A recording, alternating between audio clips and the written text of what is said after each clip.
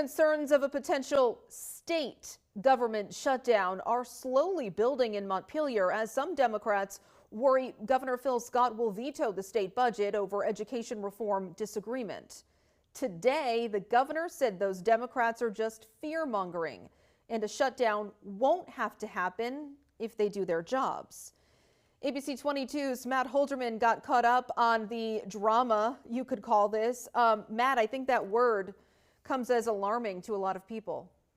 Yeah, certainly a bit dramatic right now, Laura, and education reform is still the big point of contention between the governor and state lawmakers. And while Phil Scott says we don't need to even be talking about a state government shutdown, some people think it is worth a discussion. Education transformation is not optional. 4 months ago, at the start of Vermont's legislative session, Governor Phil Scott made waves with his State of the State address, doing something that hadn't been done in more than a decade by focusing his speech on just one topic, in this case, education reform. In the address, he left lawmakers with a clear message, or better yet, a stern warning. I will not sign a budget or an education bill or tax bill that deviates from Act 73 or fails to fix what's broken. Now, with just 1 week left until the session ends, it is looking less and less likely by the day that lawmakers and the governor will come to an agreement on education reform. And some Democrats are now starting to sound the alarm, saying a state government shutdown might happen if Governor Scott stays true to his words and doesn't sign the state budget following an education reform failure. One of the worried Dems is State Rep David Yakovone from Morristown, who wrote an opinion piece published in News and Citizen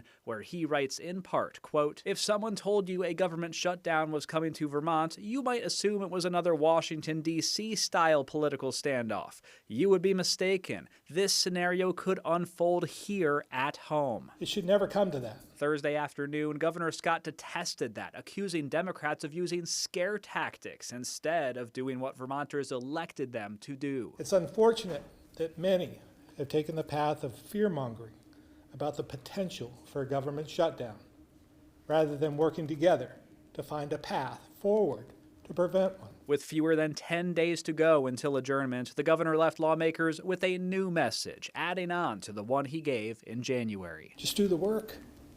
Try and find a solution to the problem. Work with us, and we'll come up with a solution so we don't have to do that. While it is yet to be seen exactly how far both sides are willing to go when it comes to a state government shutdown, we will get a lot more answers over the next 2 months. A state budget needs to be signed by the start of the new fiscal year on July 1st, and Governor Scott has kept lawmakers later than May before to get more work done. To give a little more history real quick, Vermont has never had a state government shutdown before, so the legislature's Joint Fiscal Office says the consequences of one would be a little bit unknown. That said, they also noted the seriousness of a state government shutdown cannot be overstated. Reporting live in the newsroom, Matt Holderman, ABC 22 News.